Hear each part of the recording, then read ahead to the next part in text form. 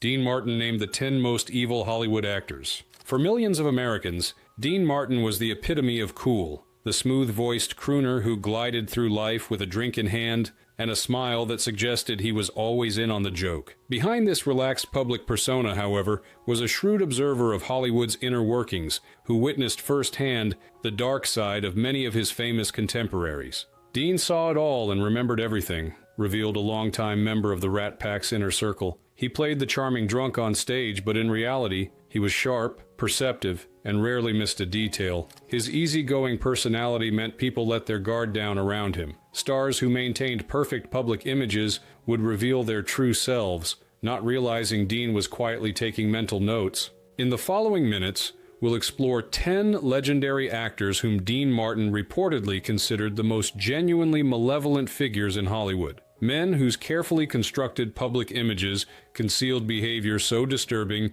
that it shocked even a star who had witnessed nearly every form of bad behavior the entertainment industry could produce. But first, we need to understand how one of classic Hollywood's most physically imposing stars used his size and studio protection to terrorize colleagues and possibly get away with murder, while maintaining a lucrative career playing lovable brutes with hearts of gold. A crook by the name of Baldridge tried to pull a fast one. You don't mean... Yes, but I saved it for you. We have... 1. Wallace Beery, the brute behind the gentle giant. In the 1930s and early 1940s, Wallace Beery's distinctive blend of toughness and tenderness made him one of MGM's most reliable box office draws. Specializing in playing rough-edged men with hearts of gold, most famously in The Champ, Beery created an on-screen image of a lovable brute whose gruffness masked fundamental decency. According to those who worked with him, however, Beery's real personality inverted this formula completely. A vicious bully who used his imposing physical presence, he stood over 6 feet tall and weighed around 250 pounds, to intimidate and abuse virtually everyone around him. Dean Martin reportedly called Beery a pig who got away with everything, explained an entertainment historian who has studied Martin's career and associates. This assessment wasn't just about Beery's notorious rudeness or professional difficulties. It reflected Martin's belief that Beery was involved in genuinely criminal behavior that the studio system had systematically covered up for decades. The most disturbing allegations about Beery center around the death of comedian Ted Healy, the original creator of the Three Stooges. According to persistent Hollywood rumors that have been corroborated by multiple industry insiders over the years, Beery was part of a group that severely beat Healy outside the Trocadero nightclub in 1937. Healy died days later, with his injuries officially attributed to alcoholism-related causes, a conclusion that many found suspicious given the timing and circumstances. Martin was far from the only Hollywood figure who believed Beery was directly responsible for Healy's death, noted a film historian specializing in studio-era scandals. The story Martin reportedly shared in private was that MGM's fixers had worked overtime to protect their valuable star, pressuring witnesses, paying off law enforcement, and creating a false narrative about Healy's cause of death. Whether this account is entirely accurate or not, what's certain is that rumors about Beery's involvement have persisted for over 8 decades. Beyond this specific incident, Beery's day-to-day behavior on set was notorious for its cruelty and racism. Multiple accounts describe him physically intimidating smaller actors, making racist remarks to black performers and crew members, and creating a climate of fear that studios tolerated because of his commercial value. What particularly disturbed Martin about Beery wasn't just individual incidents, but the complete protection the studio system provided him, observed the cultural analyst. According to those who heard Martin discuss Beery, he viewed him as the perfect example of how Hollywood's image machine could present someone as lovable on screen while enabling truly monstrous behavior behind the scenes. Martin reportedly said that Beery's ability to play sympathetic father figures while being a violent racist in real life represented everything corrupt about the studio system. This corruption extended to Beery's professional conduct as well. Despite his substantial salary and star status, he was known for stealing scenes from fellow actors through underhanded tactics, deliberately messing up their close-ups, stepping on their lines, or positioning himself to block them from the camera. These techniques allowed him to dominate scenes without improving his actual performance. A pig who got away with everything was Martin's succinct assessment of a man whose entire career rested on a fundamental lie. that the gruff exterior seen on screen hid a heart of gold, when the reality was precisely the opposite. According to those familiar with Martin's private conversations, he considered Beery the original template for how completely Hollywood could separate public image from private reality, setting a pattern of protection for abusive stars that would continue for decades. Later on, I got signed up by Paramount and was doing very well, and we used to go to the same church, Catholic. 2. Bing Crosby, the cruel crooner. Few stars better exemplified the gap between public persona and private reality than Bing Crosby. To millions of Americans, Crosby was the soothing voice of Christmas, the wise and gentle father figure from Going My Way, the effortlessly charming crooner whose relaxed style suggested a man completely at peace with himself and the world. This carefully crafted image stands in stark contrast to the private reality revealed by Crosby's sons after his death, a father whose parenting involved physical abuse, emotional cruelty, and a cold perfectionism that left lasting scars on his children. Dean Martin had a particularly interesting perspective on Crosby because they occupied similar cultural territory as singing actors, explained the entertainment historian. But according to those close to Martin, he found Crosby's dual nature especially disturbing. Martin allegedly told friends, "That guy's voice was angelic, but behind it, he was ice." It was an assessment that captured the fundamental disconnect between Crosby's warm public persona and the cold, controlling man described by those who knew him intimately. In their memoir, Going My Own Way, Gary Crosby, Bing's eldest son, and his brothers described a childhood dominated by fear and a desperate need to please a father who seemed incapable of showing genuine affection. Gary detailed how Bing had installed a trophy room in their home where he would take his sons to beat them for perceived transgressions, then expect them to emerge composed and without tears. Martin had children of his own, whom he treated with consistent warmth and affection, which reportedly made Crosby's behavior toward his sons particularly incomprehensible to him, noted the cultural analyst. While Martin cultivated a public image that was reasonably close to his actual personality, Crosby's entire public persona was built on qualities he apparently lacked in his private life: warmth,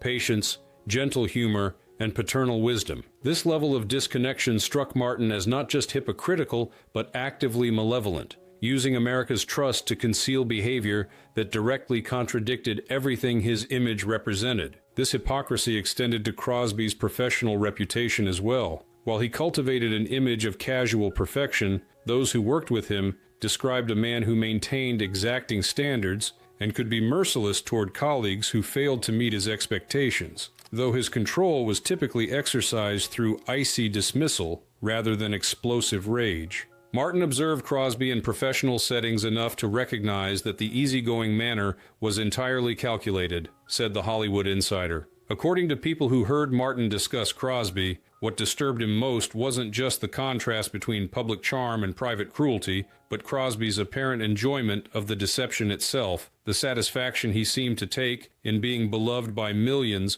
while being feared by those closest to him. The contrast between Crosby's public persona and private reality became impossible to ignore after Gary Crosby published his memoir in 1983, 7 years after Bing's death. Though some family members disputed certain details, the overall picture of Bing as a harsh, physically abusive father was corroborated by multiple sources, including other Crosby children. What made Crosby particularly troubling in Martin's assessment was how thoroughly he had fooled America, concluded the historian. The voice that sang White Christmas with such apparent tenderness belonged to a man who regularly beat his children with a special leather strap that he called the belt. The kindly priest from Going My Way was played by someone who would punish his sons for weighing a single pound more than he deemed acceptable. It wasn't just hypocrisy, but a kind of cultural fraud that Martin found genuinely evil, using the trust of millions to disguise behavior that would have horrified those same loyal fans. I hate to repeat the obvious, but you are beautiful. Something so cool. 3. Errol Flynn, the predatory swashbuckler. When Errol Flynn swashbuckled across theater screens in classics like Captain Blood and The Adventures of Robin Hood, he embodied a particular kind of dashing heroism that captivated audiences worldwide. With his athletic grace, roguish charm, and physical beauty, Flynn became Hollywood's definitive action hero of the 1930s and early 1940s. a man whose very name became synonymous with romantic adventure. Behind this heroic image, however, was a man whose real-life behavior was disturbing even by Hollywood's permissive standards. According to those familiar with Dean Martin's private assessments, Flynn represented a particularly dangerous type of predator, someone who used his charm and celebrity status to engage in behavior that ranged from troubling to potentially criminal. Martin reportedly had a blunt assessment of Flynn, noted the entertainment historian. He allegedly told friends, "You don't want your sister anywhere near him." It was a warning that reflected what many in Hollywood knew about Flynn's treatment of women, behavior that went far beyond the typical womanizing of the era into territory that was deeply problematic by any standard. Flynn's treatment of women resulted in 2 high-profile statutory rape trials in 1943, where he was charged with having sexual relationships with underage girls. Though he was acquitted in both cases, leading to the infamous phrase, "in like Flynn," the pattern of behavior continued throughout his life. Numerous women described encounters with Flynn that involved coercion, manipulation, and a disregard for consent that many found disturbing, even in an era with very different standards regarding sexual conduct. What Martin apparently found particularly disturbing about Flynn was not just his behavior itself, but the studio system's complete complicity in enabling and covering it up, explained the cultural analyst. According to those who heard Martin discuss Flynn, he viewed him as a perfect example of how Hollywood protected its valuable male stars regardless of their conduct, creating elaborate systems to clean up their messes, silence potential accusers, and maintain profitable public images regardless of the human cost. Beyond his treatment of women, Flynn's private life revealed other troubling aspects that contradicted his heroic screen image. Despite playing soldiers fighting against Nazi Germany in films like Desperate Journey, Flynn reportedly harbored Nazi sympathies and was investigated by the FBI for potential ties to fascist organizations. His autobiography and private correspondence revealed views on race and politics that stood in stark contrast to the freedom-fighting heroes he portrayed on screen. Martin's assessment of Flynn wasn't just about his personal moral failings, but about the fundamental dishonesty of the entire enterprise, observed the film historian. Here was a man playing heroes fighting for justice and protecting the vulnerable, while in his private life he reportedly preyed on young women and expressed sympathy for regimes that represented the opposite of everything his characters stood for. This level of hypocrisy struck Martin as particularly evil, not just bad behavior, but a deliberate exploitation of the public's trust. Flynn's self-destructive tendencies, including legendary alcohol and drug consumption, eventually caught up with him physically. By the time of his death at age 50 in 1959, the once beautiful star appeared much older than his years, his health deteriorated by decades of excess. This physical decline served as a visible manifestation of the corruption that many, including Martin, believed lay at the core of Flynn's character. In Martin's view, Flynn represented everything wrong with how Hollywood created and protected its male stars, concluded the historian. The system didn't just tolerate his behavior, but actively facilitated it, cleaning up his messes and maintaining his heroic image while enabling conduct that caused real harm to vulnerable people. This combination of personal predation and systematic protection epitomized what Martin reportedly considered truly evil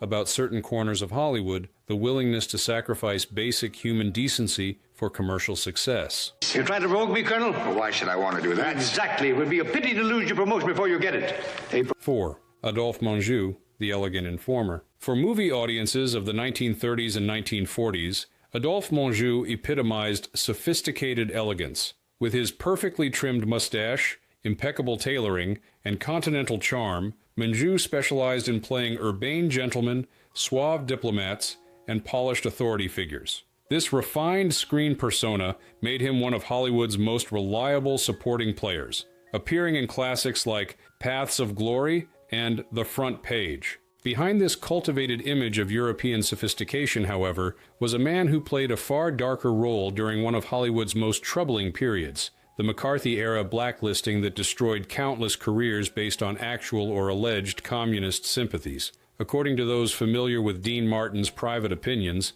Menjou's enthusiastic participation in this witch hunt earned him a place among Hollywood's most genuinely malevolent figures. Martin reportedly had a particular distaste for Menjou, explained the Hollywood historian. According to those who heard him discuss the actor, Martin described Monjou as someone who ruined people with a smile, a reference to the contrast between his elegant public persona and his zealous participation in naming names to the House Un-American Activities Committee, HUAC. Monjou wasn't just a passive supporter of the anti-communist investigations that tore apart the film industry in the late 1940s and early 1950s. He was an active and enthusiastic participant. He testified before HUAC as a friendly witness, publicly supported the blacklisting of fellow actors and filmmakers, and served as a board member of the Motion Picture Alliance for the Preservation of American Ideals, an organization that actively encouraged the purging of suspected communists from Hollywood.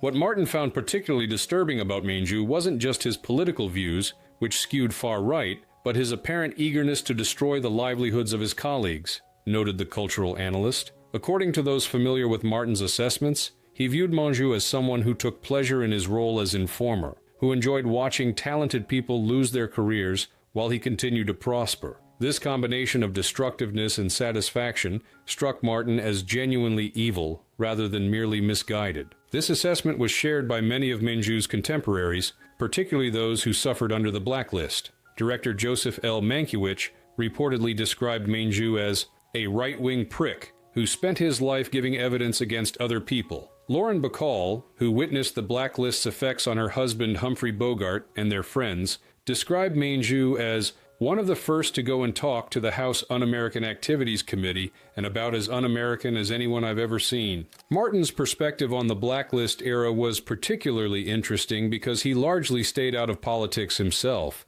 observed the entertainment journalist. He wasn't part of the liberal Hollywood crowd that was primarily targeted, nor was he aligned with the conservative faction that supported the investigations. This relative neutrality made his assessment of Monjou's behavior all the more significant. It wasn't based on ideological disagreement, but on a fundamental moral judgment about using power to harm others. What made Monjou's role as informer particularly insidious was how he leveraged his refined, trustworthy image to lend credibility to the witch hunt. His testimony carried weight precisely because he projected such sophistication and rationality on screen. This use of his cultivated persona to facilitate real-world harm represented, in Martin's reported view, a particularly cynical abuse of the public's trust. He ruined people with a smile, captured the essence of what made Monjou's behavior so disturbing. The elegant exterior concealing a willingness to destroy lives and careers, often based on flimsy evidence or personal grudges. For many in Hollywood, including apparently Martin, Monjou's eagerness to sacrifice his colleagues' livelihoods while protecting his own career represented a fundamental moral failure that no amount of sartorial polish could disguise. In Martin's reported assessment, Monjou represented a particular kind of evil, not the explosive violence of a Beery or the predatory behavior of a Flynn, but the cold calculation of someone who used the system to eliminate rivals and enemies while maintaining a facade of civility, concluded the historian. This combination of destructiveness and sophistication earned him a place on Martin's mental list of Hollywood's most genuinely malevolent figures, someone whose elegance on screen concealed a willingness to destroy lives in pursuit of his own ideological agenda and professional advancement. But tell me, what would you do without me? What would you do, boy?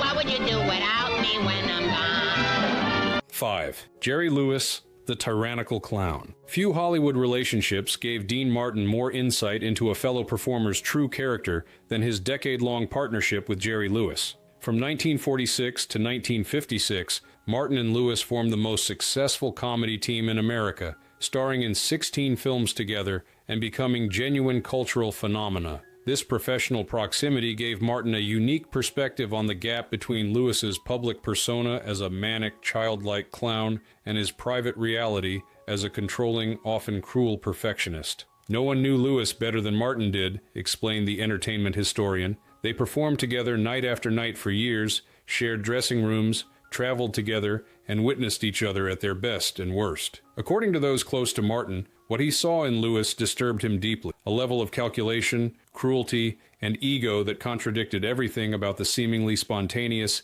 innocent character Lewis portrayed on screen. This contradiction became increasingly apparent as their partnership progressed. While Lewis presented himself to the public as an uninhibited man-child whose comedy emerged from pure id, behind the scenes, he was meticulously controlling every aspect of their performances, gradually pushing Martin into a secondary role and treating crew members and support staff with legendary harshness. After their bitter split in 1956, Martin allegedly summed up his experience with Lewis by saying, "The public loved the clown. I lived with the tyrant," noted the cultural analyst. It was an assessment that captured the fundamental disconnect between Lewis's carefully constructed public image and the reality that Martin had experienced firsthand for a decade, a reality that included explosive rage, humiliation of subordinates, and an obsessive need for control that made him increasingly difficult to work with. Lewis's treatment of crew members became particularly notorious as his solo career progressed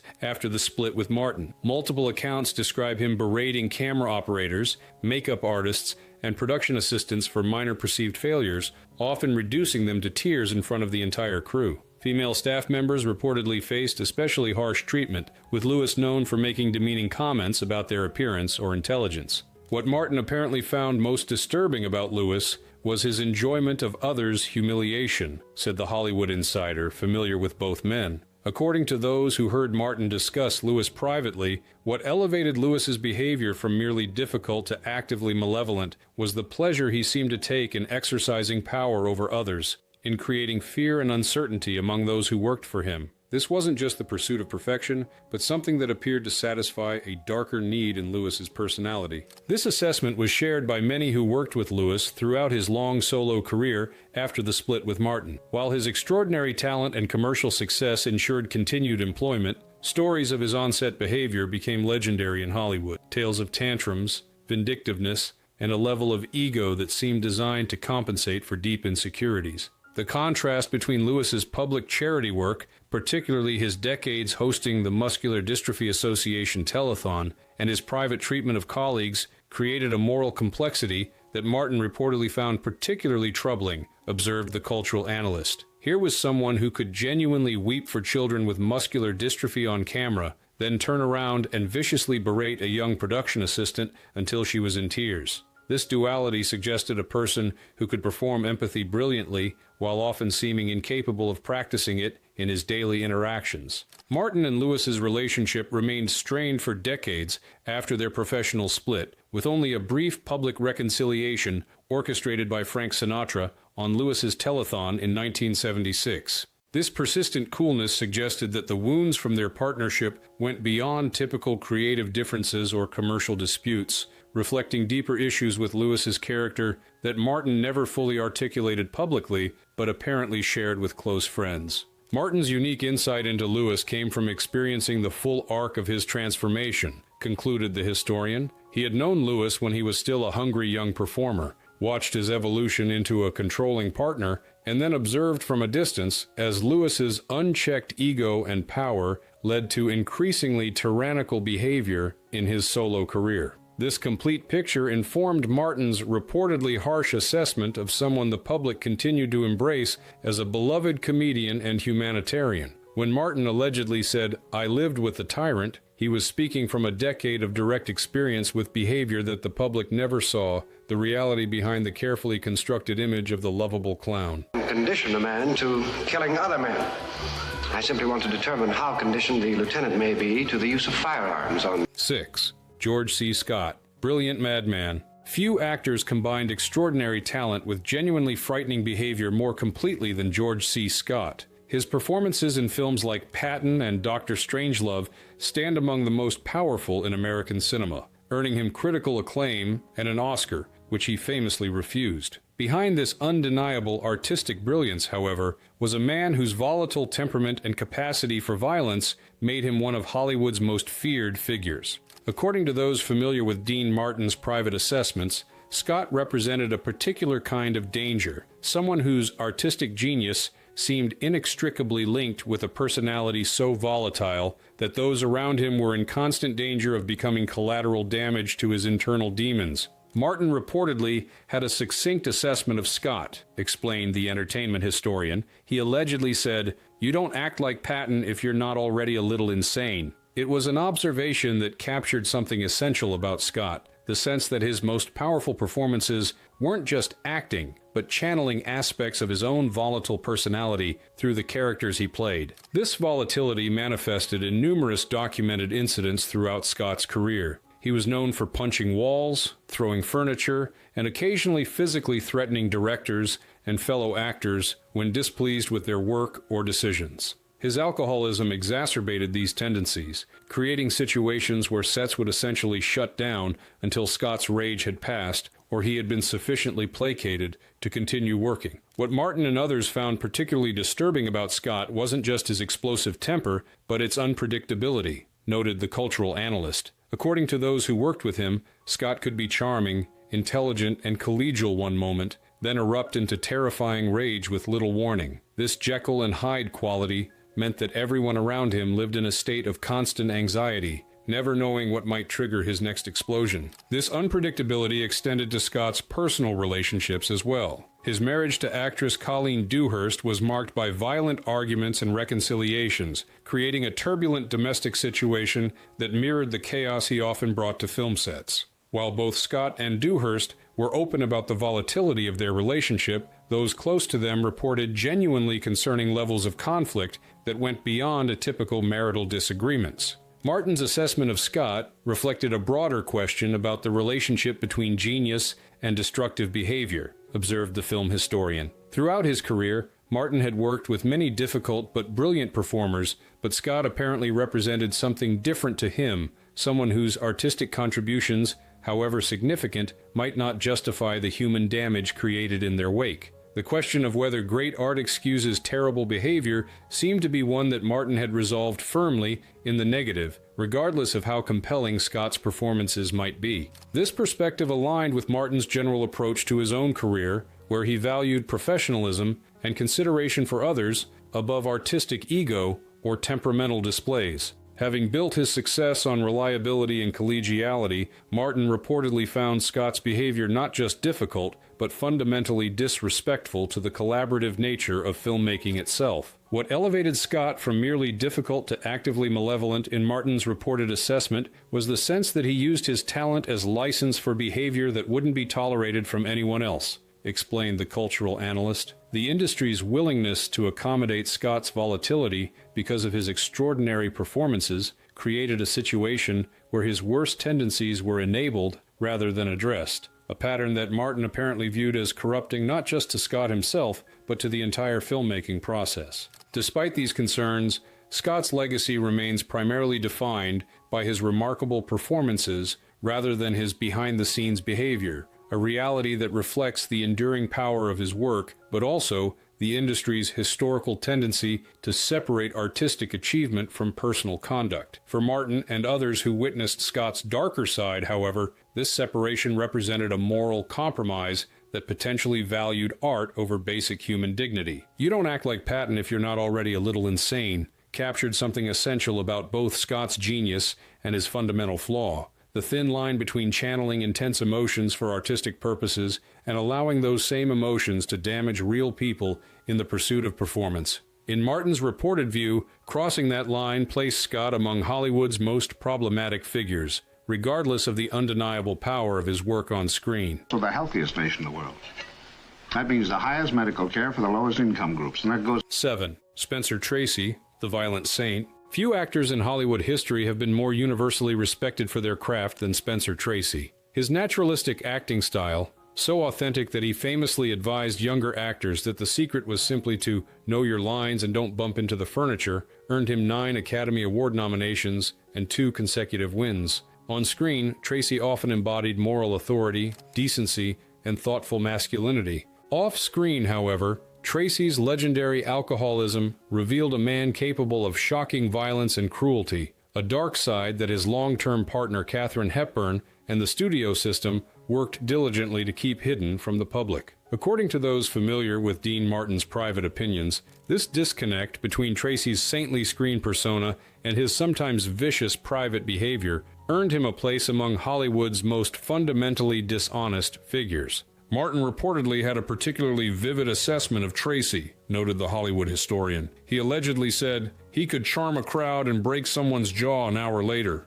It was an observation that captured the jarring contrast between Tracy's public image as one of cinema's great humanists and the violent, unpredictable alcoholic known to those who encountered him in unguarded moments. Tracy's alcohol-fueled violence reportedly targeted various people in his orbit, but posed particular danger to women. Multiple accounts describe him slapping, shoving, or grabbing women, including Hepburn, during alcoholic episodes, behavior that was typically excused as the unfortunate side effect of his disease, rather than addressed as the abuse it represented. What troubled Martin and others about Tracy's case was how thoroughly his genuine artistic brilliance was used to excuse or minimize his frightening behavior, noted the cultural analyst. According to those who heard Martin discuss Tracy, what made his conduct particularly disturbing was the complete protection the Hollywood system provided, ensuring that his violent episodes were covered up, witnesses were silenced, and his saintly public image remained untarnished,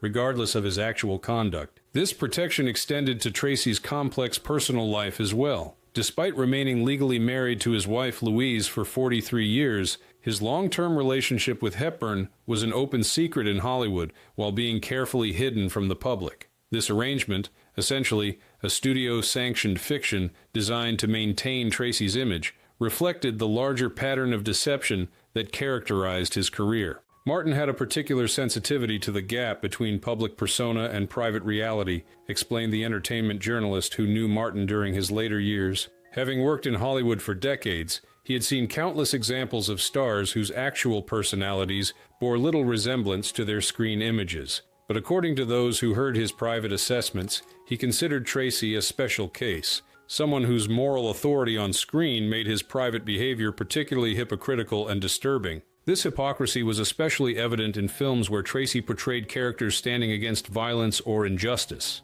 In classics like Bad Day at Black Rock or Inherit the Wind, Tracy embodied moral courage and principled resistance to brutality, values that his drunken behavior regularly contradicted in his personal life. For Martin, this disconnect apparently represented not just typical Hollywood image management, but a deeper kind of dishonesty. Tracy's case is complicated by the fact that he clearly struggled with genuine alcoholism at a time when the disease was poorly understood, explained the historian. But what made his situation particularly troubling to contemporaries like Martin was not just that he had a drinking problem, but that the entire Hollywood power structure conspired to shield him from any consequences for the violence that accompanied it. This systematic protection, rather than the alcoholism itself, was what Martin reportedly found most disturbing about Tracy's case. This protection created a situation where Tracy's victims, particularly the women he allegedly harmed while intoxicated, had no recourse and no voice. The combination of his artistic prestige,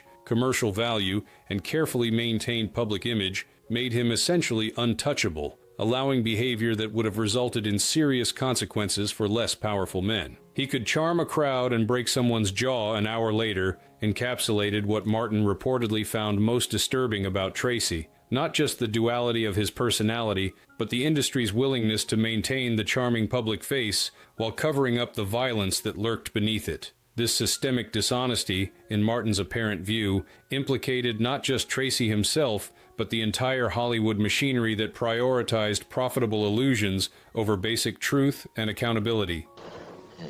Well, do you know what it is? No.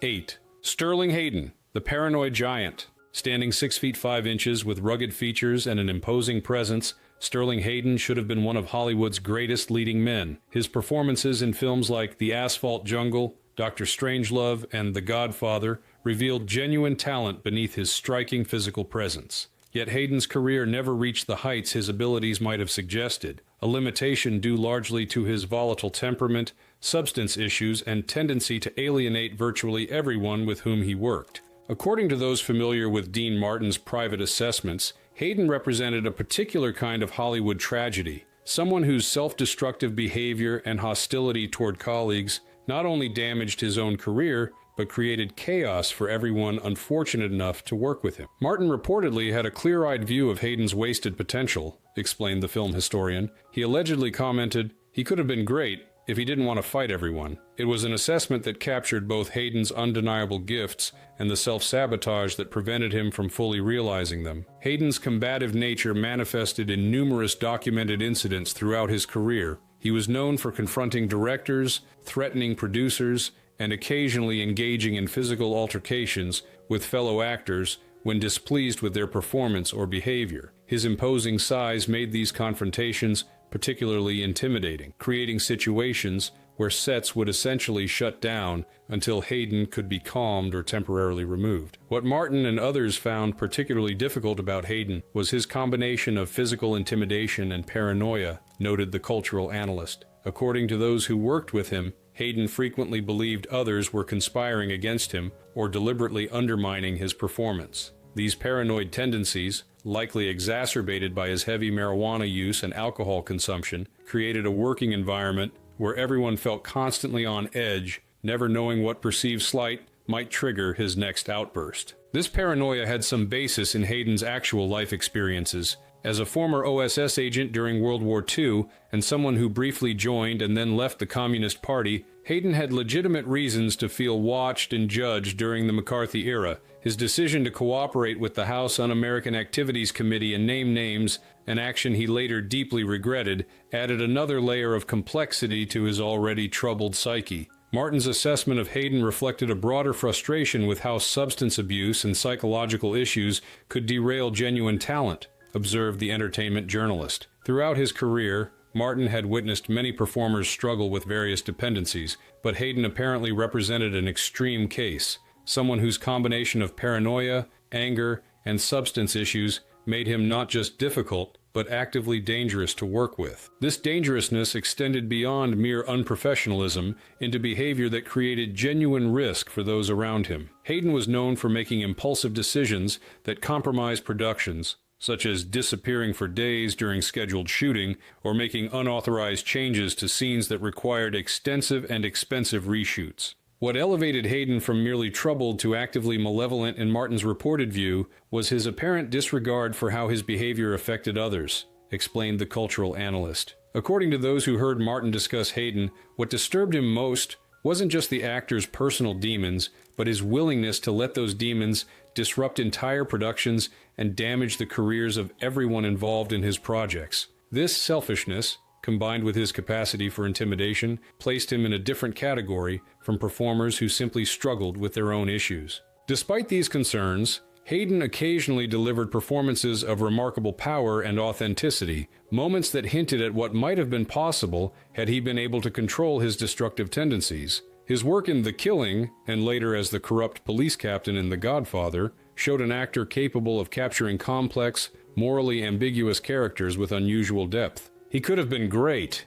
if he didn't want to fight everyone, captured both the tragedy and the warning in Hayden's story, the sense of potential never fully realized due to self-sabotage and interpersonal conflict. For Martin and others who witnessed Hayden's career, his legacy represented not just personal failure, but a cautionary tale about how even extraordinary talent cannot overcome the limitations imposed by destructive behavior and hostility toward collaborators. And finally, when I was 16, I went to California.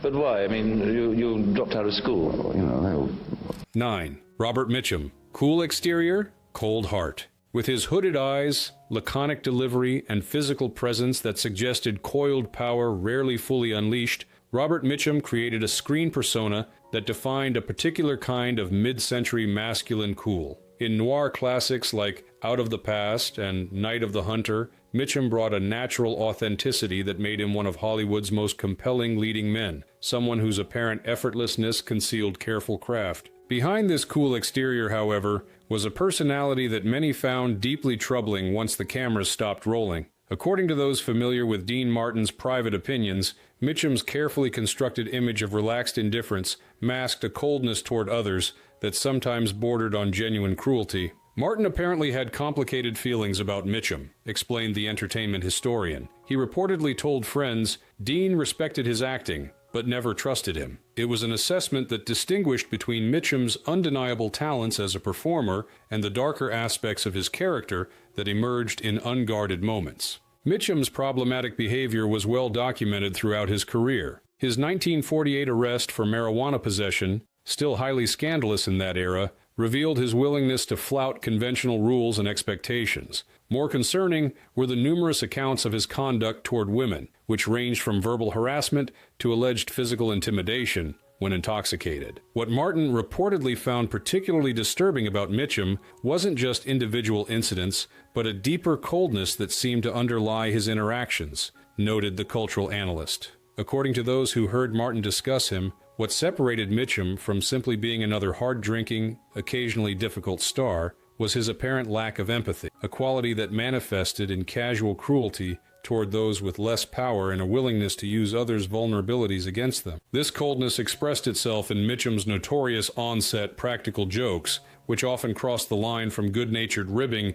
into genuinely humiliating experiences for their targets. Unlike typical Hollywood pranks designed to relieve tension, Mitchum's jokes frequently seemed calculated to expose weaknesses or create discomfort, particularly for younger or less established performers. Martin had a particular sensitivity to how established stars treated newcomers or those with less industry power, explained The Hollywood Insider. Having come up through the ranks himself, he valued colleagues who mentored young talent rather than intimidating or humiliating them. According to those who knew both men, Martin viewed Mitchum's treatment of less powerful industry figures as revealing something fundamental about his character, a coldness that all his on-screen charisma couldn't fully disguise. This assessment was shared by numerous collaborators throughout Mitchum's long career. While many praised his professionalism and undeniable screen presence, others described encounters that left them genuinely shaken by what they perceived as a lack of basic human warmth beneath the cool facade. This duality created a complicated legacy, extraordinary performances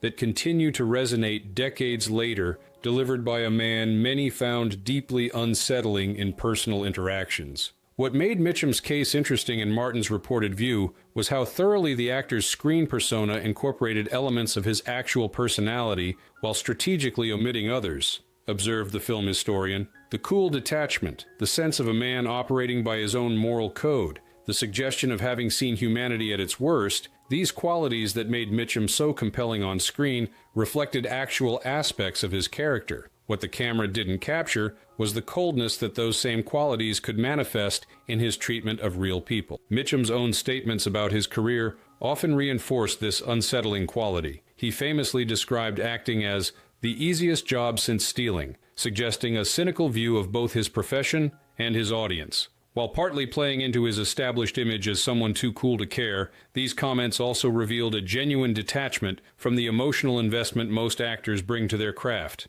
Dean respected his acting, but never trusted him, encapsulated the complexity of Mitchum's legacy, the undeniable power of his performances set against the unsettling quality many perceived in his personal interactions. For Martin and others who worked in Hollywood during Mitchum's era, this disconnect represented a reminder that the qualities that make someone compelling on screen may emerge from aspects of personality that are far less admirable when encountered directly. Day I hate him, I'm still here. You got it? I'm still here. I'm 80. 10. Robert Blake, The Danger Behind Beretta. Long before he became headline news following the 2001 murder of his wife Bonnie Lee Backley, a crime for which he was acquitted in criminal court but later found liable in a civil trial, Robert Blake had established a reputation as one of Hollywood's most volatile and unsettling personalities. From his early success as a child actor in the Our Gang series to his adult stardom in Cold Blood and the television series Beretta, Blake's career was marked by critical acclaim and increasingly disturbing behind-the-scenes behavior. According to those familiar with Dean Martin's private opinions, Blake's instability and capacity for frightening rage had registered as warning signs long before the tragic events that would later define his public image. Martin allegedly commented to friends, "That guy gave me the creeps way before the trial," an assessment that proved tragically prescient given Blake's later legal troubles. Martin's intuition about Blake apparently stemmed from direct observation, explained the entertainment historian. Though they weren't close, Martin had encountered Blake at industry events and reportedly witnessed disturbing flashes of the anger and instability that would later become central to public perceptions of him. According to those who heard Martin discuss Blake, what he found particularly unsettling was the actor's inability to maintain normal professional boundaries. his tendency to become inappropriately intense even in casual industry interactions. This intensity manifested in numerous documented incidents throughout Blake's career. He was known for explosive outbursts on set, confrontations with directors and network executives, and behavior so erratic that production sometimes had to shut down until he could be calmed or reasoned with. His reputation for difficulty became so established that despite his obvious talent, many producers and directors simply refused to work with him. What Martin and others found particularly disturbing about Blake was the sense that his anger wasn't just professional temperament, but something deeper and potentially dangerous, noted the cultural analyst. According to those who worked with him, Blake's rage seemed to emerge from profound psychological wounds rather than typical Hollywood ego, creating situations where his reactions seemed wildly disproportionate to whatever had triggered them. These disproportionate reactions created an atmosphere of fear among many who worked with Blake, particularly during his years on Baretta. Crew members reported walking on eggshells to avoid triggering his temper, with some refusing assignments that would put them in direct contact with the volatile star. This fear wasn't just about professional discomfort, but genuine concern about physical safety, given Blake's unpredictable behavior. Martin's reported assessment of Blake reflected a broader concern about how the industry enabled destructive behavior through accommodation and rationalization, observed the entertainment journalist. Throughout his career, Martin had witnessed the star system protect difficult performers whose commercial value outweighed the human cost of their conduct. According to those who heard his private comments, he viewed Blake as a particularly disturbing example of this pattern, someone whose obvious psychological issues were treated as mere eccentricity until they could no longer be ignored. This enabling reached its peak during Blake's years on Baretta, when his star power gave him extraordinary control over the production and effectively insulated him from consequences for his behavior. Network executives, concerned about losing their hit show, repeatedly intervened to smooth over conflicts created by Blake's outbursts and demands, creating a situation where his worst tendencies were accommodated rather than addressed. What elevated Blake from merely difficult to actively concerning in Martin's reported view was the sense that his rage contained genuine potential for violence, explained the cultural analyst. According to those who heard Martin discuss Blake, what disturbed him most wasn't just the actor's temperamental outbursts, but a coldness beneath the rage, a quality that suggested his anger wasn't just loss of control, but could potentially become something more calculated and dangerous. This assessment gained tragic relevance in 2001, when Blake's wife Bonnie Lee Bakley was found shot to death in their car outside a Studio City restaurant where the couple had just dined. The subsequent investigation and trials became one of Hollywood's most sensational legal cases, with Blake ultimately acquitted of murder in criminal court, but later found liable for her wrongful death in a civil proceeding. That Guy Gave Me the Creeps way before the trial captured something essential about both Blake's troubled history and the industry's failure to address the warning signs it presented. For Martin and others who had witnessed Blake's volatility decades before his legal troubles, the tragedy represented not just an isolated incident, but the culmination of a pattern of behavior that had been visible and largely excused throughout his long career in Hollywood.